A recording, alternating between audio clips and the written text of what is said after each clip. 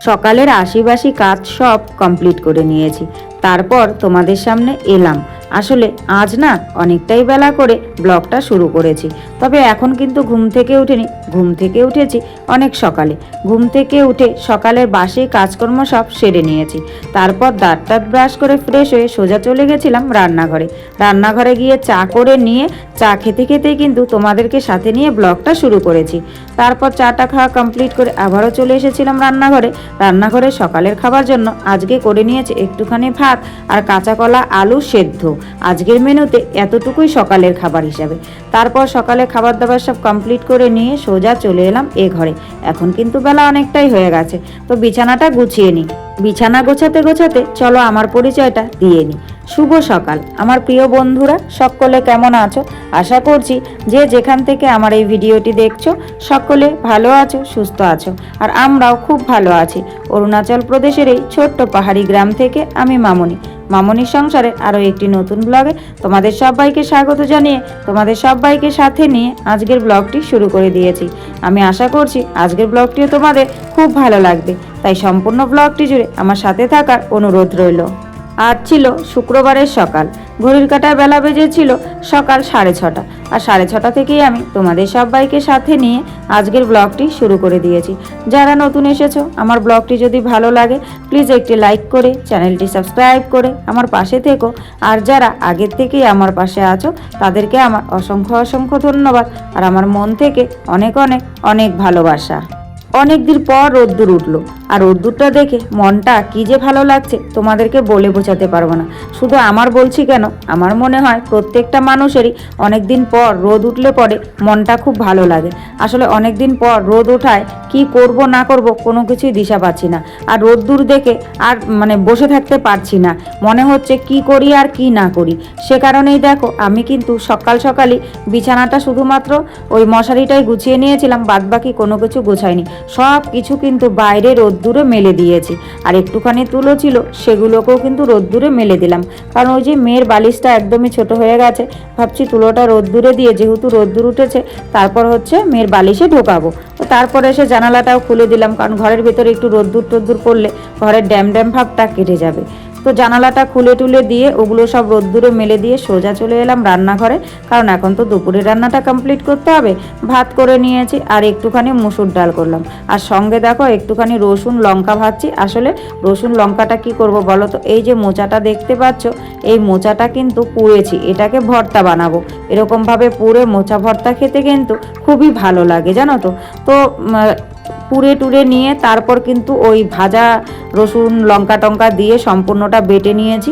বেটে নিয়ে এখন একটুখানি কাঁচা সর্ষের তেল দিয়ে কিন্তু ভর্তাটা আমি সুন্দর করে মেখে নিলাম। তারপর এইদিকে যেহেতু খুব সুন্দর রোদ্দুর উঠেছে তো ছাতাটাকে খুলে দিই, তুলসী মঞ্চটা ভালো করে শুকিয়ে যাক, সে কারণে ছাতাটা খুলে রোদ লাগালাম। এতদিন পর ঝলমলে রোদ উঠতে আমার অবস্থা এমন হবে আমি কখনো ভাবতে পারিনি। আসলে রোদ দেখে মনে হচ্ছে এটা করি সেটা করি ওটা করি, কিন্তু কি বলতো একদমই জল নেই। ওই যে একটা সমস্যা আমাদের থেকেই যাচ্ছে, তবুও মনটা মানছে না, তবুও এখানে চলে এলাম। এসে দেখো কাকার এখানে এসেছে, কাকার এখানেও খুব বেশি পরিমাণে জল নেই। আসলে আজ প্রায় বৃষ্টি হচ্ছে 1 মাসের মতন হয়ে গেল, আর পাইপ ভেঙেছে মাঝখানে অনেক কবার ভেঙেছে, তারপর আবার আজ 12 দিন হয়ে গেল জলের পাইপ ভেঙে গেছে, কোনো জল আসছে না। একটু জল ব্যবহার করছি, সে কারণেই কিন্তু জল একদমই এখন ফুরিয়ে গেছে। তো সে কারণেই কাকার এখানে এসেছি জল নিতে, আর অল্প একটু কাচাকুচির কাপড় যেগুলো না কাচলেই নয় সেগুলোকে ভিজিয়ে নিয়ে চলে এসেছি, কারণ কাকার এখানেও তো খুব বেশি জল নেই, কাকা তো সবসময় জলের প্রয়োজন। তবুও জানো তো জল নিতে আসলে না করে না। ওই যে অনেকদিন পর ঝলমলে রোদ্দুর উঠেছে, তো রোদ্দুর দেখে আনন্দে আত্মহারা হয়ে কি করব আর কি না করব কোনো কিছু দিশা পাচ্ছি না। তবুও এই জিনিসগুলো এখানে নিয়ে এসে কিন্তু সুন্দর করে ধুয়ে দিলাম, আর বালতিগুলো দিয়ে কিন্তু সুন্দর করে জল নিয়ে যাব, কারণ একটু ঘরেও জলের প্রয়োজন আছে, তাই না? তবে শুনেছি যে আজ রোদ্দুর উঠেছে, আজ নাকি ডিপার্টমেন্টের লোক এসে জলের পাইপ ঠিক করবে। তবে জানি না, তবে ঠিক মনে হয় করবে, কারণ অনেক দিন থেকে জল নেই। তো শুধু আমাদের এখানে তো নয়, ওই কানেকশনটা থেকে গোটা এদিককার বস্তিটা চলে আর কি।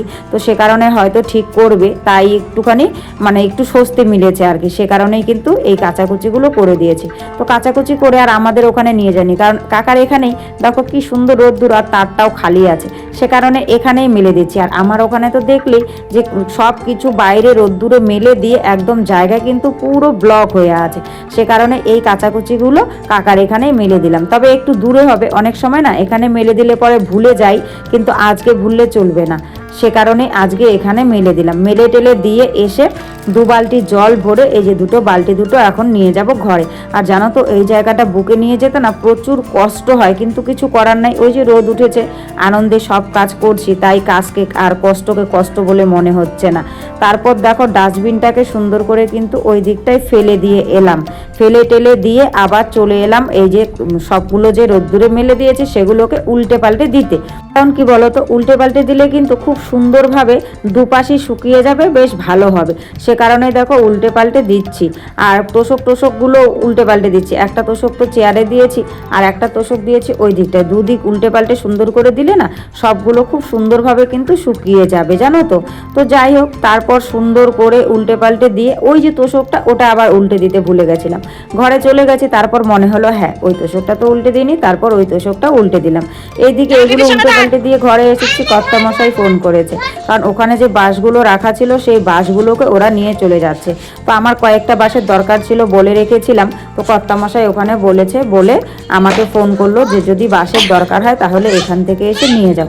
তাই ওই হোস্টেলের ওখান থেকে কিন্তু গিয়ে আমরা মা মেয়ে তারপর আমার ভাস্তা 3 জনে মিলে এই কয়েকটা ছোট ছোট বাঁশের টুকরো এনেছি। তো এনে এখানটায় ফেলেছি, এবার এখানটায় তো রাস্তাটা বন্ধ করলে চলবে না, এখান থেকে টেনে টেনে ওই সাইডে পেছন দিকটা জায়গা মতো রাখছি।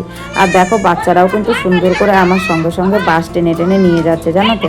আর ওই যে পুচকুটা এটা হাঁপিয়ে গেছে, আসলে পাহাড়ি রাস্তা উঁচু নিচু, তার উপর এতবার উঠানামা করেছে না, সে কারণে একটু হাঁপিয়ে গেছে। দেখো আমার মেয়ে বাসটা নিয়ে যাচ্ছিল, ও নিতে দেবে না, ও বাসের উপরে শুয়ে পড়েছে।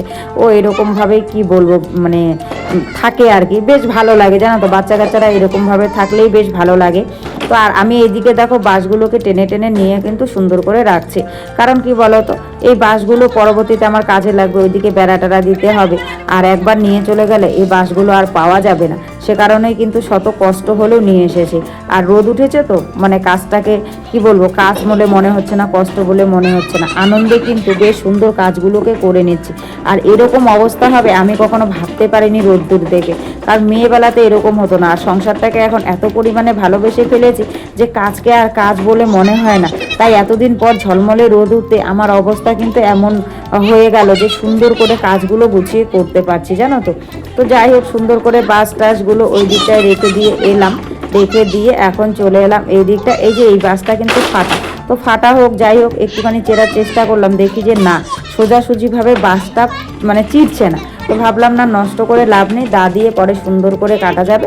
এই বাসটাকে এই যে টিনটা যে রাখা আছে এই টিনটার উপরেই কিন্তু সুন্দর করে আমি রেখে দিলাম। আর বাচ্চারা এই যে বাসটা লম্বা বাসটা পড়ে আছে এই বাসটার উপরে কিন্তু বসে বসে গাড়ি খেলছে। তো বাসগুলো টানাটানি করে না পুরো একদম হাঁপিয়ে গেছে, জানো তো। হাঁপিয়ে যাওয়ার পরে দেখো এখানে বাসের উপরে ওরা যে বসেছিল আমিও এসে একটুখানি বসলাম, আর বসেছি আর ভাস্তার সঙ্গে কথা বলছি। তো ওকে জিজ্ঞাসা করছিলাম বাবা তুমি কি করেছে, বলে কি বাম্বু নিয়ে এসেছে সেটা বললো। আমি বললাম কতগুলো নিয়ে এসেছো, বলে 50।